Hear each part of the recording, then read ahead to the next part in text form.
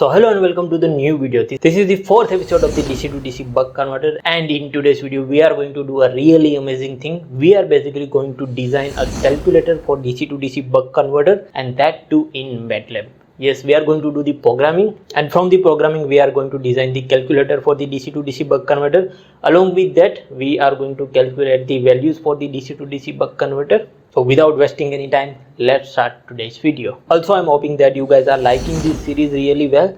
Also, let me know that what are the different difficulties that you guys are facing while having the DC to DC buck converter in your projects, in your exams, so that I can design this series in such a way that all the difficulties ever faced by any students can be covered. So that's the little help that you guys can do along with subscribing the channel, definitely. So now let's start the video.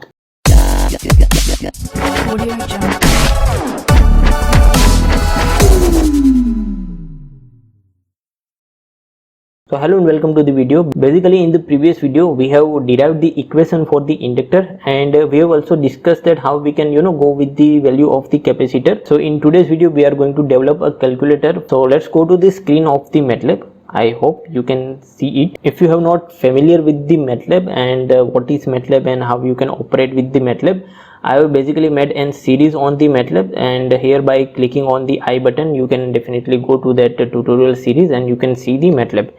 And now if you know the MATLAB, we just need to start with the script file.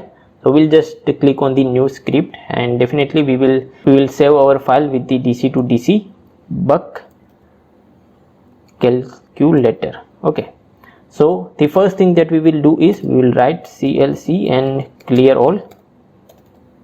Okay, now we need to give the input parameters. So I'll just pass and comment input parameters.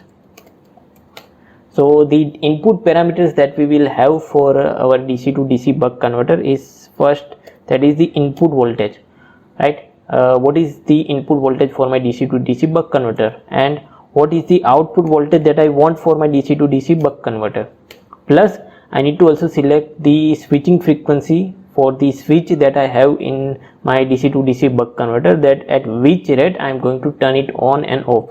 So the switching frequency, that is also the input parameter. Then I need to give the power, right? Power rating of the DC to DC buck converter. So the power rating for the DC to DC buck converter. So these are the four input parameters that I am going to pass for the calculation of the DC to DC buck converter. So let us take one example and try to solve this DC to DC buck converter. So in this example I have a 50 volt input. So I will write V input is 50 and I want to have the output voltage around 30, right? So 30 is my output voltage, and let us say I am going to design the DC to DC buck converter in which the switch is turning on and off at the rate of 10,000 hertz. Okay, so 10,000 is my frequency, switching frequency, and the power rating of this DC to DC buck converter, let us say it is of 500 watt. So I have considered all the input parameters. Now I want my output.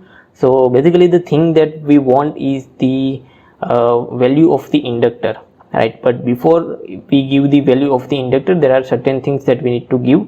So first is we need to calculate the duty cycle also, right? And for duty cycle also we can consider the efficiency. So let us say my efficiency is around 90, so 0.9 is my efficiency. So duty cycle's formula is efficiency into, we can say, V out divided by V in.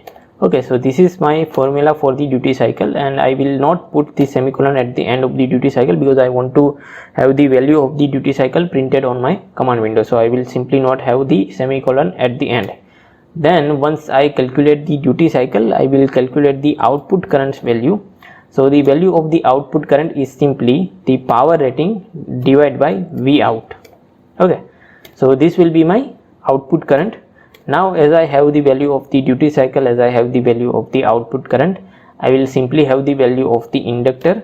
So in the previous video we have basically derived an equation for the inductor's value. As you can see over here, the inductor's equation is nothing but V in into the bracket V in minus V out.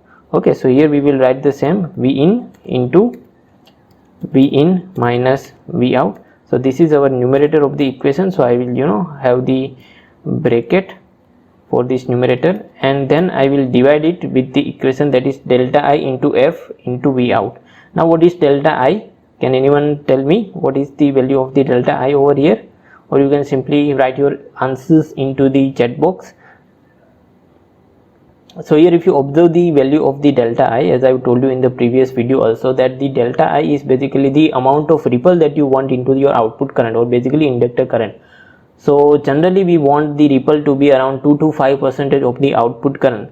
So here also we can simply write that the di, right, that is the delta I is equal to 0.02 into I out, and that will simply give us the value of the delta I.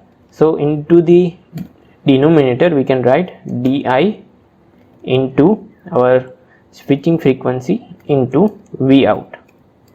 This equation will give us the value of the inductor, right? And at the end, suppose if you are designing, you do not know what amount the load you need to connect, so you can also have the equation for the, let us say you are going with the resistive load, so you can simply calculate the value of that resistor with this equation, that your R is going to be V out divided by I out.